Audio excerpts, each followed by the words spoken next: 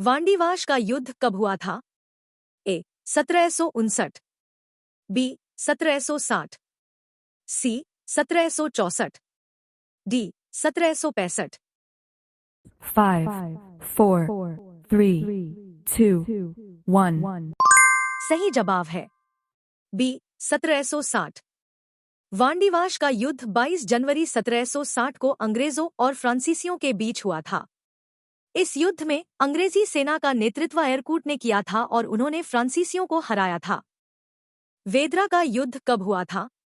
ए 1756, B 1757, सी 1759, D 1761।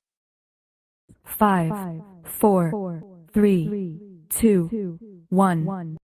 सही जवाब है सी 1759। वेदरा का युद्ध 1759 में हुआ था, जिसमें ब्रिटिश सेना ने अपने विरोधियों को पराजित कर भारत में अपनी स्थिति को और मजबूत किया। खालसा पंथ की स्थापना किसने की थी? ए गुरु रामदास, बी गुरु अमरदास, सी गुरु हरगोबिंद, डी गुरु गोविंद सिंह। 5, 4, 3, 2, 1. सही जवाब है डी गुरु गोविंद सिंह। गुरु गोविंद सिंह ने 1699 में आनंदपुर साहिब में खालसा पंथ की स्थापना की थी। खालसा पंथ का उद्देश्य समाज में समानता और अन्याय के विरुद्ध संघर्ष करना था। इल्बर्ट बिल विवाद किसके काल में हुआ था? A Lord Lytton, B Lord Curzon, C Lord Cornwallis, D Lord Ripon. 5, 4, 3, 2, 1.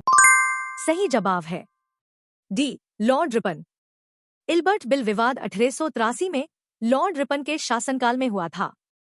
इस विवाद का संबंध भारतीय और यूरोपीय न्यायाधीशों के अधिकारों से था। फ्रांसीसियों और अंग्रेजों के बीच वांडीवाश के युद्ध में अंग्रेजी सेना का नेतृत्व किसने किया? A Clive, B Wellesley, C Warren Hastings, D Eyre Coote. 5, 4, 3, 2, 1.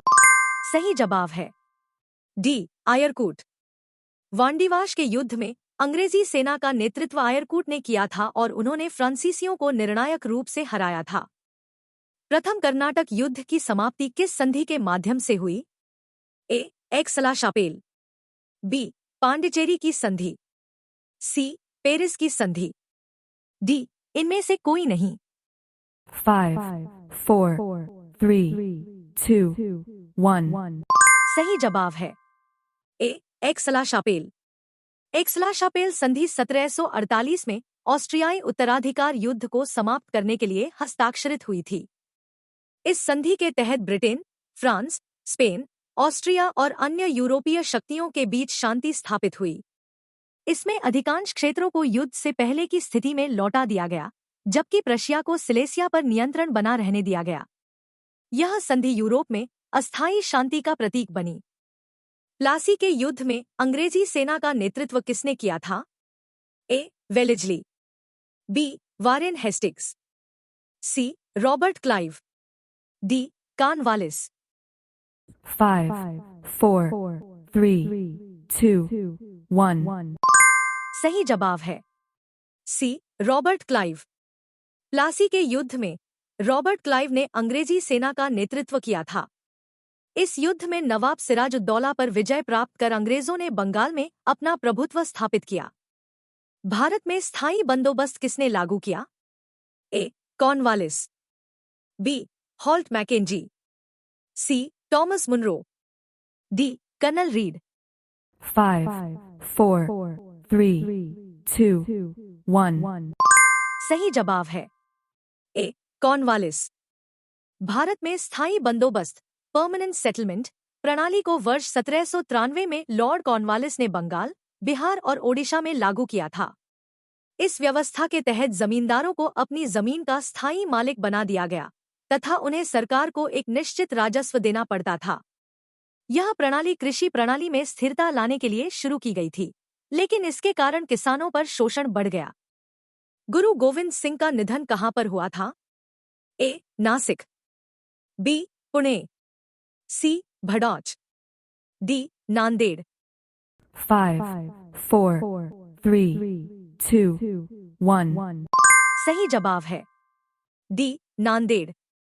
गुरु गोविंद सिंह जी का निधन 7 अक्टूबर 1708 को महाराष्ट्र के नांदेड़ में हुआ था। वे सिखों के 10वें गुरु थे और उन्होंने सिख पंथ को संगठित करने में महत्वपूर्ण भूमिका निभाई थी। नांदेड़ में स्थित हजूर साहिब गुरुद्वारा गुरु गोविंद सिंह जी की स्मृति में बनाया गया है, जिसे सिखों के 5 पवित्र तख्तों में से एक माना जाता है। पिंडारियों का दमन किसने किया था? ए वारेन हेस्टिंग्स, बी क्लाइव, सी वेलेस्ली, डी लॉर्ड हेस्टिंग्स। 5, 4, 3, 2, 1. सही जवाब है डी लॉर्ड हेस्टिंग्स। पिंडारियों का दमन लॉर्ड हेस्टिंग्स द्वारा 1817 और 1818 में किया गया था। ये पिंडारी मध्य भारत में सक्रिय लुटेरों का एक गिरोह था जो ग्रामीण इलाकों को लूटते थे। नर बलि प्रथा पर रोक किसने लगाई? ए लॉर्ड हार्डिंग प्रथम, बी वेलेस्ली, सी डलहौजी, डी कॉर्नवालिस। 5, 4, 3, 2, 1. सही जवाब है ए लॉर्ड हार्डिंग प्रथम। नर बलि प्रथा एक प्राचीन धार्मिक या सांस्कृतिक प्रथा थी, जिसमें किसी व्यक्ति की आहुति, बलिदान, किसी देवता, शक्ति या प्राकृतिक तत्व को प्रसन्न करने के लिए दी जाती थी। यह प्रथा विश्व के कई हिस्सों में भिन्न भिन्न रूपों में प्रचलित थी, विशेष रूप से प्रारंभिक सभ्यताओं में, जिसे लॉर्ड हार्डिंग प्रथम ने समाप्त कर दिया। भारत में सती प्रथा का अंत किस गवर्नर जनरल के द्वारा किया गया?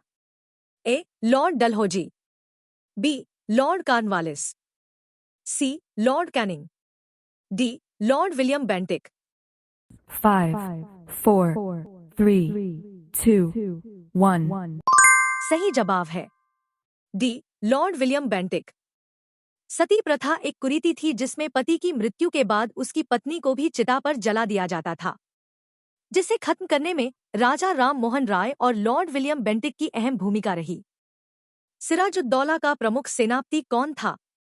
ए मीर मदन, बी मोहन लाल, सी मीर जाफर, डी मीर कासिम।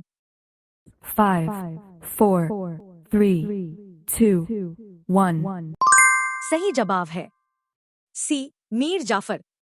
मीर जाफर बंगाल के नवाब सिराजुद्दौला का सेनापति था, जिसने प्लासी के युद्ध में अंग्रेजों के साथ गुप्त समझौता कर सिराजुद्दौला को हराने में महत्वपूर्ण भूमिका निभाई थी।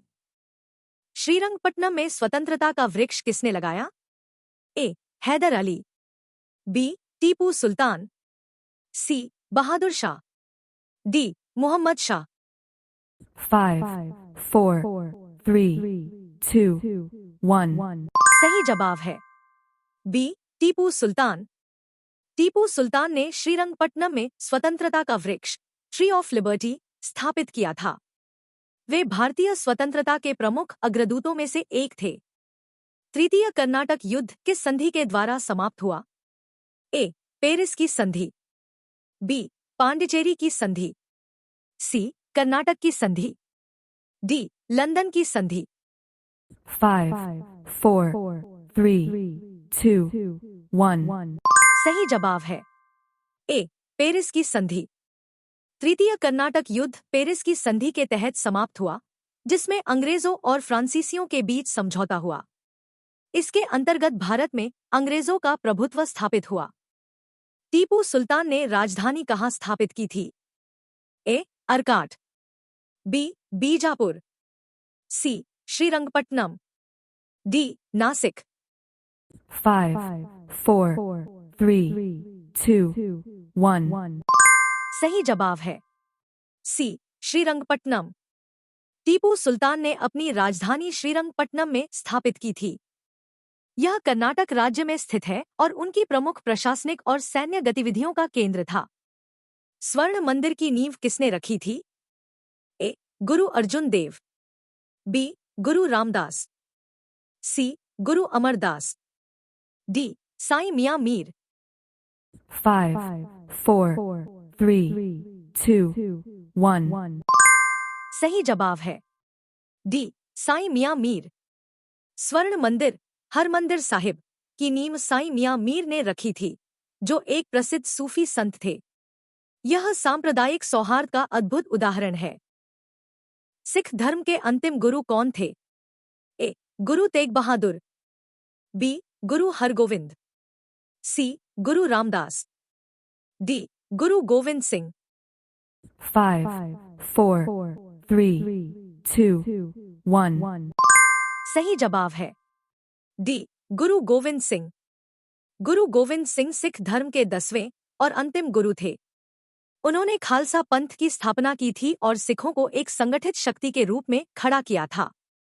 उन्होंने अपनी शिक्षाओं में धार्मिक स्वतंत्रता और सामाजिक न्याय पर बल दिया। टीपू सुल्तान की मृत्यु कब हुई? ए. 1790, बी. 1795, सी. 1799, डी. 1800। 5, 4, 3, 2, 1. सही जवाब है सी. 1799। टीपू सुल्तान की मृत्यु 4 मई 1799 को चौथे आंग्ल मैसूर युद्ध के दौरान श्रीरंगपट्टनम के किले में हुई थी। वे अपने राज्य की रक्षा करते हुए वीरगति को प्राप्त हुए। गुरु गोविंद सिंह का जन्म कब हुआ? ए. 1666, बी. 1662, सी. 1680, डी. 1699। 5, 4, 3, 2, 1. सही जवाब है ए. 1666। गुरु गोविंद सिंह का जन्म 22 दिसंबर 1666 को पटना साहिब, अब बिहार, में हुआ था। वे सिखों के 10वें गुरु थे और उन्होंने खालसा पंथ की स्थापना की थी। फूट डालो, राज करो नीति किसने शुरू की? A. Lord Dalhousie, B. Lord Curzon, C. Lord Canning, D. Lord Lytton. इस प्रश्न का जवाब आप हमें कमेंट बॉक्स में टाइप करें और हमारे चैनल को लाइक और सब्सक्राइब करना न भूलें। तो मिलते हैं अगली वीडियो में, तब तक के लिए धन्यवाद।